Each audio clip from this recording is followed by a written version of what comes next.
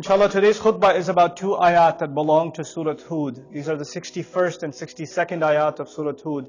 And some very powerful reflections, I think, that come as a result of a good study of these ayat. These ayat, as you may, even if you don't know Arabic, might have recognized, have to do with the Messenger Salih alayhi salam. And many of you know, and some of you need to be reminded, Salih alayhi salam was sent to the nation of Samud. Samud, the nation, is named after their great-grandfather, their ancestor. That's how they got their name. Allah mentions this nation a few times in the Quran. This is one of those nations, one of those stories of nations that got destroyed because they didn't pay enough attention and disregarded and ignored their messenger, alayhi salam, Salih. Now, also it's important to know that Salih alayhi salam is one of the few Arab messengers mentioned in the Quran. There are 4 of them altogether, and he's one of them. So Rasulullah sallallahu alaihi wasallam obviously is the Arab messenger, but besides him there are 3 others, and one of them is Salih alayhi salam. Now, a couple of things about just this nation. It's not a khutbah about that nation itself, it's actually about these ayat. And some things that Salih alayhi salam mentioned to them. But some things you should note about them that Allah Azza wa Jal highlights in particular about the nation of Samud is that they had some pretty amazing accomplishments. Compared to the rest of the Arab nations that were there, they were actually much more advanced, much more sophisticated. So Allah Azza wa Jal, for example, says, وَبَوَّأَكُمْ فِي الْأَرْضِ تَتَّخِذُونَ مِنْ سُهُولِهَا قُصُورًا. That Allah settled you people, meaning the people of Shu'aib, the people of Salih, the people of Thamud. He settled them in the earth, and bawwa in Arabic actually means to settle you wherever you want. Meaning you got to pick what is the most strategic location, where should we settle, and you settle there. Now most nations, they just, as they come up in history, they have a geographical location, and they don't have the option to just pick up and move wherever they want to go and set up in a better, more strategic location. In order to do that, you have to engage in war with the people who have a more strategic kind of land.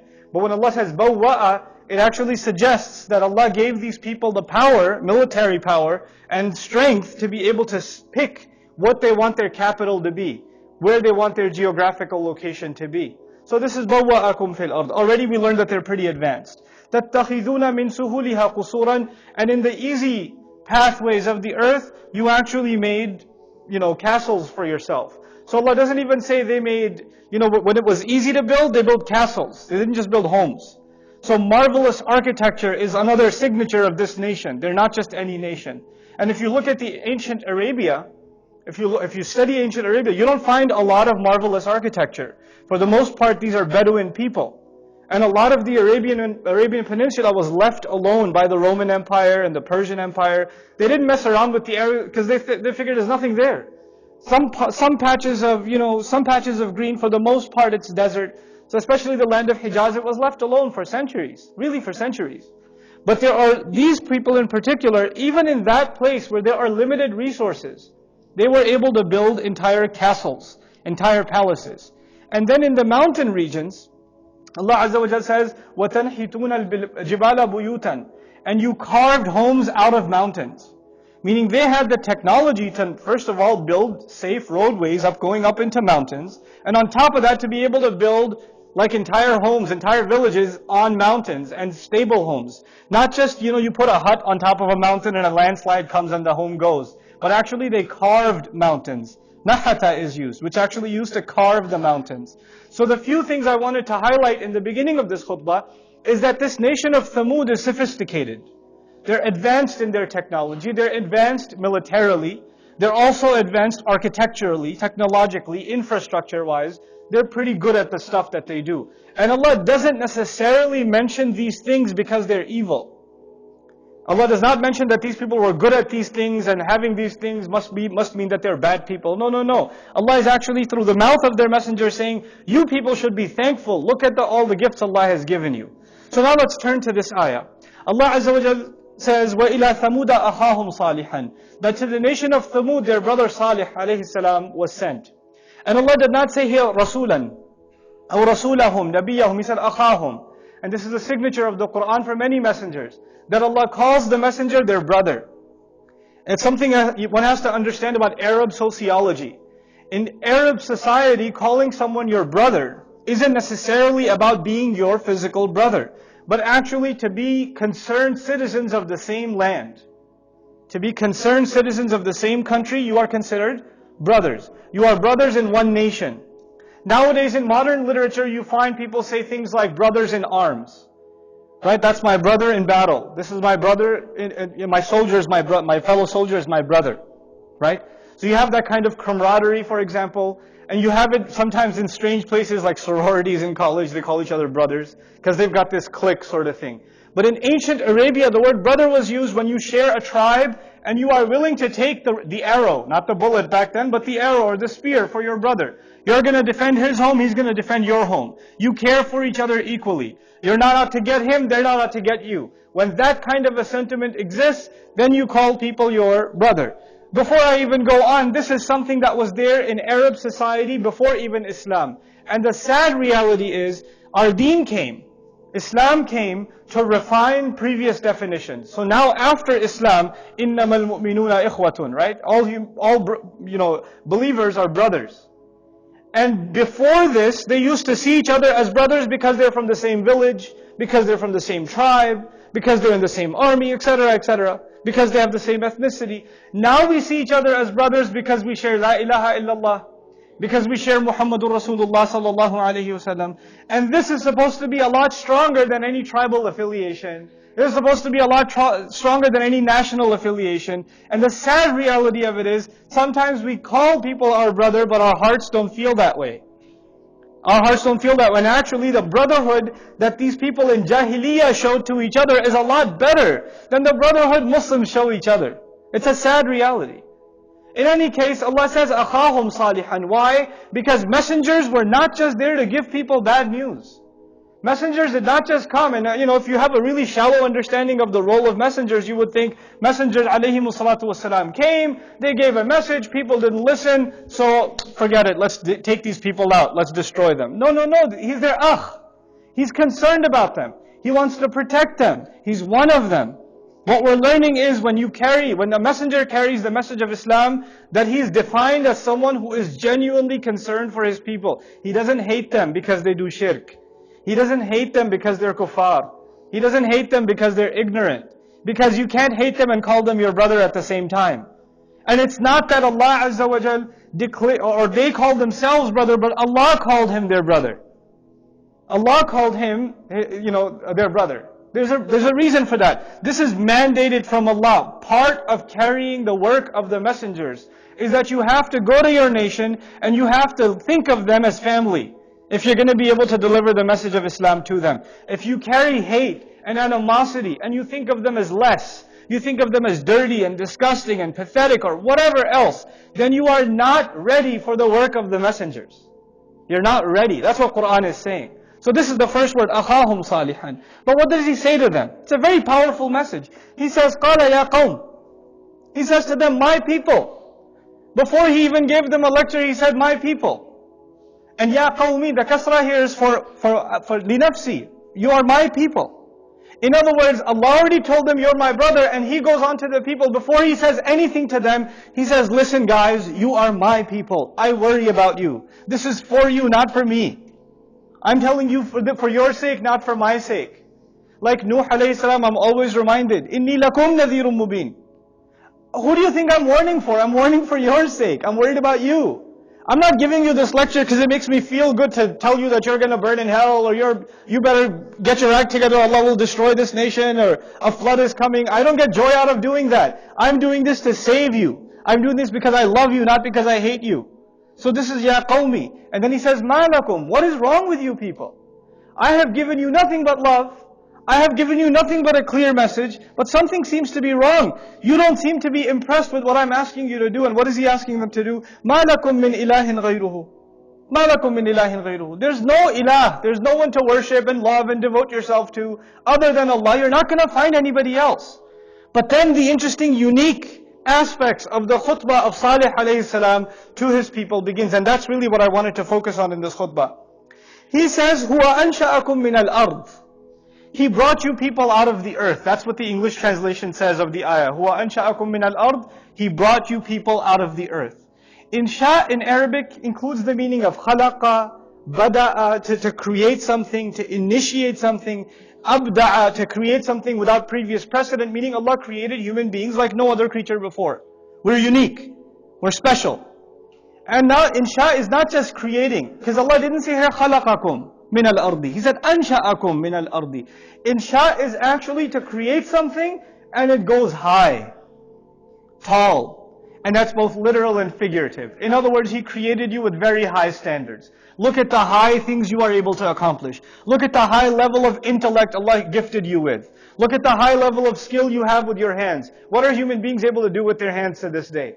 What are we able to do with our tongues to this day? What are we able to accomplish with our minds to this day? This is insha. This is not just creation, it's high level creation. It's high, sophisticated creation. Now that's important, isn't it? Because I started this khutbah by saying that this nation in particular, relative to the Arabs, were very sophisticated. So Allah, the Messenger says to them, "Ansha'akum min al-ard." He brought you up so high from the earth, but He mentions min al-ard. And that's important too. Allah could have just said He made you high and sophisticated. He made you, created you in a great way.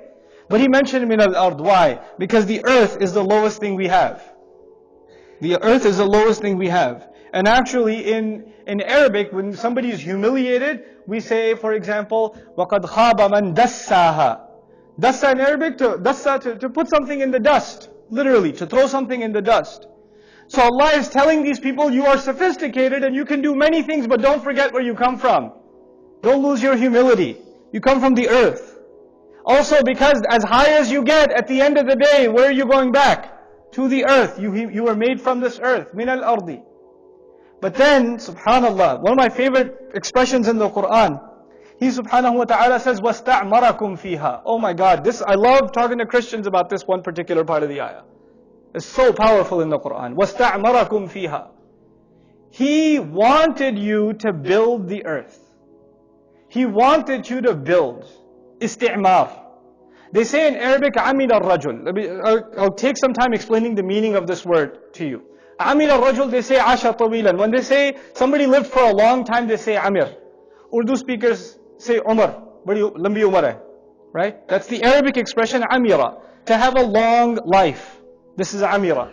They say Amartul Kharab also. They say in Arabic, Amr is used when you have something broken and you fix it. So there are two meanings of this root. The first, to have something that lasts a long time, like a lifelong, to build something that has lasts a lifetime. The second meaning of it is to fix something that was broken. To fix islah, literally to islah, to fix something that was broken.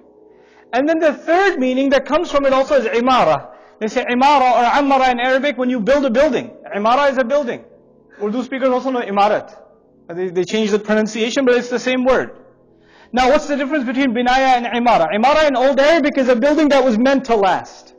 It's not just makeshift, you quickly built it, but it was meant to last a long, long time. Now what does isti'mar mean? Isti'mar in Arabic actually means that Allah put you on this earth, gave you very high intellect, and He wanted you to build this earth. And He wanted you to build things in it that last a long time. Allah wants you to have sustainable cities. He wants you to have advanced technology that uses the resources of the earth but doesn't deplete them. Allah wants you to build things that don't destroy other things. This is all captured inside isti'mar. It's encapsulated inside isti'mar. A lot of religious worldviews are that either you worry about God or you worry about building the earth. Either you are people of dunya or you are people of akhirah. You can't be both. Our deen is beautiful. Allah says He made you from the earth, but He put you in the earth, and you are from the earth, and He wants you to use the earth, like He says in another place, وَجَعَلَ فِيهَا أَقْوَاتَهَا. He put the powers of the earth inside it. Allah put the natural resources that you will need inside it. And since the beginning of humanity, everything we've ever needed comes from where? Comes from the earth. The homes we build, the food we eat, the cities we build, the roads we build, the architecture, the infrastructure, the underground, the overground, the technology, all of it comes from the earth. The ingredients have always been here. And Allah says He wants you to build. This is part of fulfilling the purpose of humanity. Subhanallah. Allah wanted human beings to become advanced. Allah wants for us to build better and better buildings. Allah wants for us to build better and better organizations, to build more and more refined. Of course, this is the time to talk about better governments, right? With the government shutdown looming, right? So Allah wants us to have stable government. Actually, he wants this. But what's happening in modern times? A company comes out, it wants to make a lot of money, because its biggest ideal is not to build. Its biggest ideal is to make a buck, to make money. Right? So you'll have companies that have regulations in the United States. Oh, you know what? We should open up a secondary location in China or Bangladesh or somewhere where they don't have as many regulations, and then we can pollute their villages. Who cares? But we didn't violate the regulations here. So let's pollute all the lakes in Africa. I mean, somebody do research on coke and where coke refineries are and what they do to the villages where they set up. And how entire villages are devastated, children being raised with cancer because of them polluting lakes. And this is crazy. But this is not isti'mar. On the one hand, you're building institutions, multi-billion-dollar corporations, but at the same time, you're tearing the earth apart. You're destroying it. That's not isti'mar. Allah Azza wa Jal in this ayah is saying He wants the human beings to build. There's nothing wrong with having major corporations, big organizations, infrastructure. But if it is at the expense of destroying other infrastructure, He doesn't want it. It has to be isti'mar. It has to be something that lasts a long time, that's sustainable. And that's the other thing. You know, nowadays we talk about sustainable energy, sustainable infrastructure, water preservation. After all, we're in Texas, we're told, don't use the sprinkler too much. There's a regulation, no pools, no new pool construction. There's a water drought, there's a water shortage. Why is that? Because there's a lack of isti'mar. That is something Allah put inherently in the Quran. People who understand the Quran will be people of vision that want the world to have that kind of infrastructure. But now, a few minutes left, and I still haven't gotten to the heart of the khutbah, what I actually want to talk to you about. Allah Azza wa Jal says in this ayah, human beings are capable of great things. And everything that they needed, the insha, the high level sophistication they needed to build a great world is already there. Another place in the Quran, all the ingredients you need. Because if you're really smart, but you have nothing to work with, you can't build anything. So He made us really smart, and then He put all the things we need on the earth so we can build. So we can make an amazing world. You know what that tells us? That there is no excuse. There is no excuse for any place in the world to not have to not have a stable society, a healthy society. We've given up on the Muslim Ummah. I say, oh man, forget it. They're never going to drive in one line. They're always going to, forget the red lights. Look at the pollution. You land in a Muslim airport, a Muslim country airport, you get out for a couple of minutes, you're like, oh, definitely in the Muslim world. You can tell. The only place you get a taste of the Muslim world in America is in the parking lots at the masjid. Because people park because the last thing we do is do things in an organized, systematic way. Subhanallah. But the key of this ayah is that yes, the world is getting sophisticated and so many Muslims are impressed with the West. So many Muslims are impressed with the skyscrapers in Chicago and in New York City. So many Muslims are impressed with the developing technologies, and they are impressive, no doubt about it. The universities, the roadways, the cities, they are impressive. They are impressive. You go to the airports, they are impressive. We have in Muslim countries, we have one nice airport sometimes, and people go there for Eid. Because it's the nicest place. So it is impressive to us, no doubt. But you know what? Before Allah's Messenger, Salih alayhi salam, mentioned these impressive infrastructures, which the people of Samud had. They had the most impressive, technology of their time. Before that, He said to them, you need to worship Allah. And don't turn to anyone other than Allah. Why did He say that? Because if you build a very advanced civilization without Allah, without fear of Allah, without accountability to Allah, then greed will take over and corruption will take over. And you will use your advanced technologies not to bring humanity to a better place, but you will use it to oppress humanity. So some places will look amazing and some places will look terrible. Like one of the most beautiful places you can go, for example, in the United States is Northern California. Beautiful place, Silicon Valley, right? Some of the most expensive real estate in the entire United States. And you go there, and even a house here in Texas that costs $100,000 costs $1 million over there, easily, right? And even old ones. But you know what? You have this beautiful city, and then they also have Walmart, and they have these big box stores.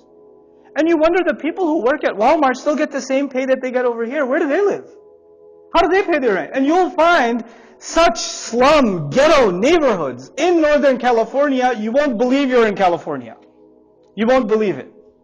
You know why that happens? That kind of unfair wages and putting people in such economic difficulty. And the companies that hire them make billions and their executives make trillions. I mean, it's ridiculous how much money they make. But the wealth isn't shared.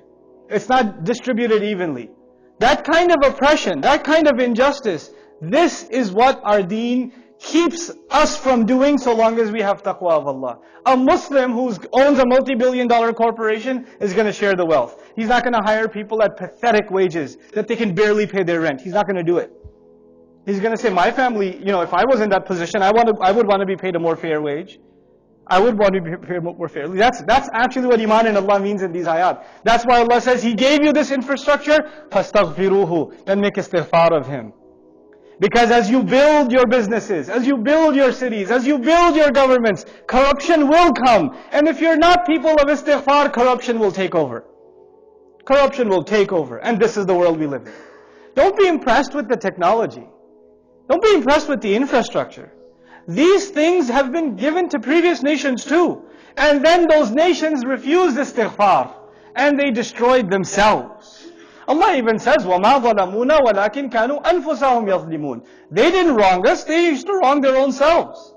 They used to wrong their own selves. And this is why at the very end, subhanallah, look at this khutbah of Salih alayhi salam. He says, ثُمَّ تُوبُوا إِلَيْهِ, then make tawbah to Him. Why? Why does He mention istighfar and then tawbah?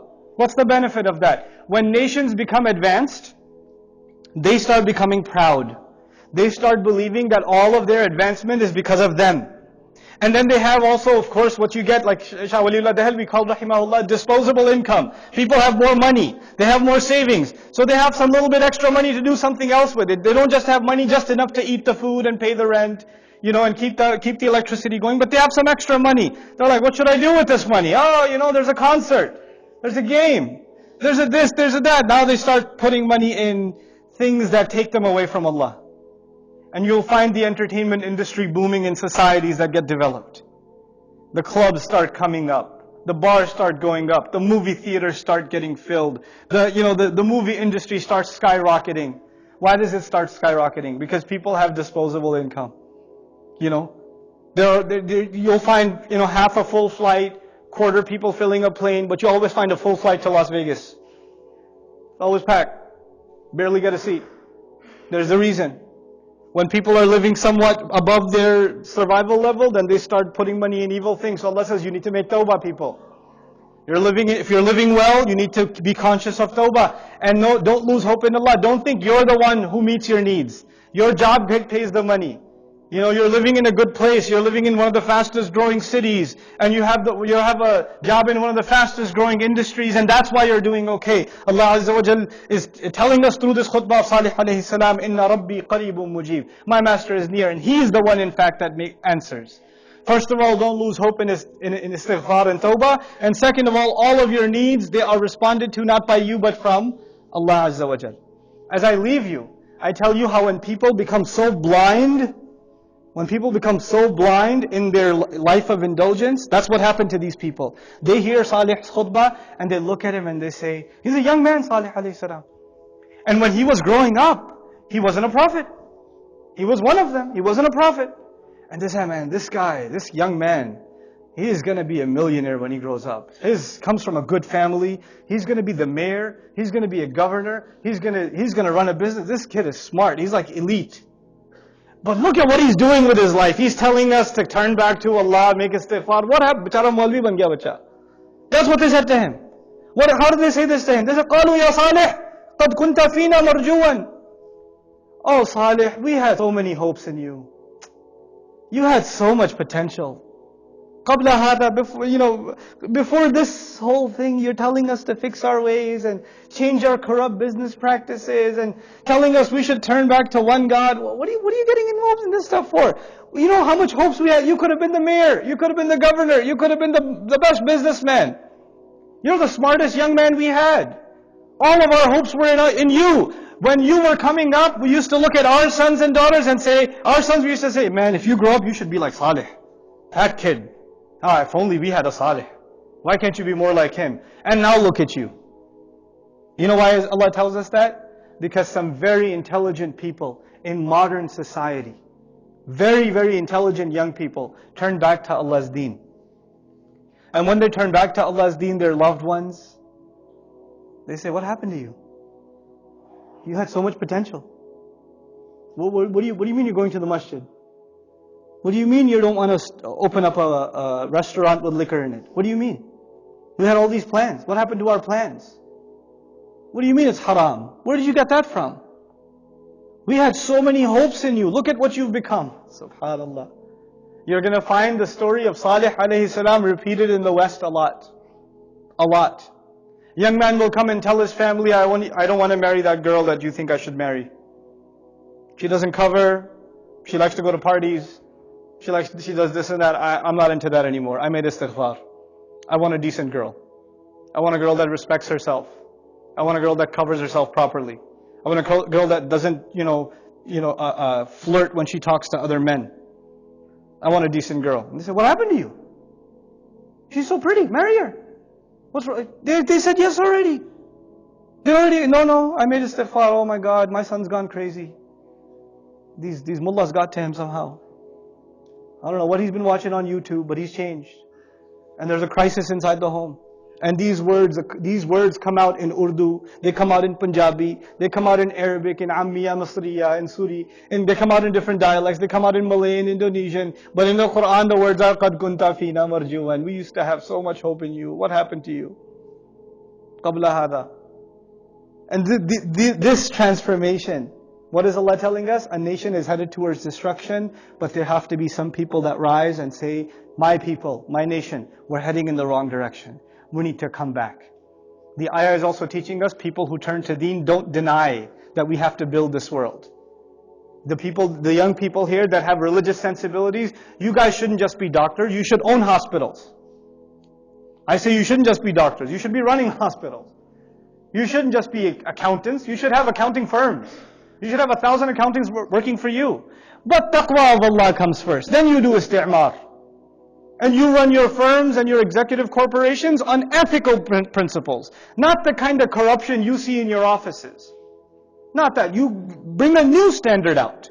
You create a new standard based on the taqwa of Allah. You become people of istighfar. You go so high up, people want to interview you. Hey, tell us your success story. Why are you so successful? This is what they do with successful people now. And you, the higher you get, the more istighfar you make.